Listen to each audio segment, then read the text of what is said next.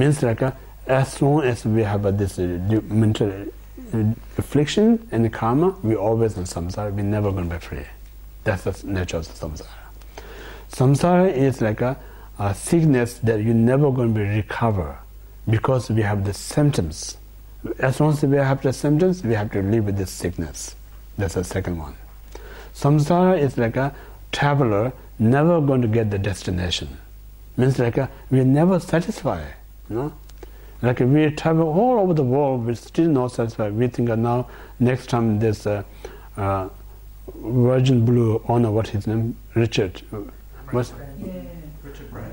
Branson, he created a space shelter. Now think of rich people, I want to go moon, that kind of. Then some other technology comes and take Mars, and then never ends. Like no matter, you go moon, not going to be more happy. Just never ends the journey. That's like we talk about samsara. No matter how much you travel, never get the destinations. That's the nature of samsara. So all this point, then it helps you to renounce the samsara. If you know the real samsara, much easier to renounce. If you see the samsara is different than what reality, then hard to renounce. So that's the second one, to renounce. And then third, if you have attachment to self-purpose, you do not have a bodhicitta, then you have to practice 4 things in order to benefit for others. Practice loving kindness. So the loving kindness really changes your perception, your mind. Because at the moment we put so much self-cherishing kind of substance in our mind, so this causes so much a problem. So now we put in sweet substance, loving kindness sweet. So more we put sweet, naturally self-related problem not going to be there. Like we all know, like no matter how work hard with self-improvement, mundane gain, nothing makes it easier our problem, even more increase. So that's the enlightenment discovered, the best way to develop happiness to kind to others.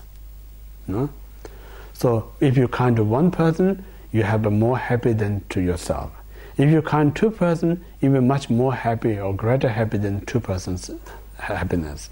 So that's how it's logical, So this way we develop this loving kindness, and then in order to free others from suffering, we develop compassion, because the more you wish others to free them from suffering, less you're going to create negative mind or negative action to create suffering. That's how it works. So second, in order for help others, best way to help others is the Buddhahood. You can help as an ordinary person, help others. The best way means like the best help of sentient being is completely free from samsara, reach Buddha. That's the best help. That's no better than that. So that's you can help is to need to be Buddhahood. The third one. Now fourth is like a training of the real Bodhisattva. Means like how I can achieve that goal. I need to live and every day train my life. So the best training, like in order to ripen my own, practice 6 parameters. In order to ripen others, we need to train 4 social gatherings. So in this practice, it helps us free us grasping self.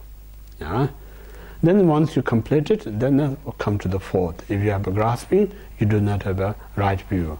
Means like when you meditate, if you do shamatha, if your mind wander everywhere, then you're not doing the shamatha meditation. The moment your mind stays on an object, you are doing shamatha meditation. Then second step is like vipassana, means like no grasping. Means when you meditate, you intellectually realize about emptiness. Still you grasping, this is emptiness. This is not a vipassana. Vipassana, there's no object exists when you discover. No exists, not talking about with negative. We give every opportunity to investigate, to prove things existent. We give every opportunity to prove that's existent. We never found anything. When we never found anything, then what we were actually grasping? There's nothing to grasping. Soon you grasping, you still not found absolute view. Because if you found something, then it's worthy to grasping. When we did all this and nothing is found, then there's not something there to grasping. So non-grasping is now you can separate this mind and object. So something inseparable, we mentioned like water put into water. So in that state, like now your mind need to be like a space. that when you look on the space, there's no directions. No, we say this is, and we kind of comparing the planet, but the sky itself, there's no direction, there's no middle. How you can say this is the middle of the sky? No one there's the middle. If there's no middle, then there's no direction. So in this way, absolute state is free from all the concept. So in that state, one meditates, it's like a vipassana. Yeah, so this will be complete parting from the four attachment.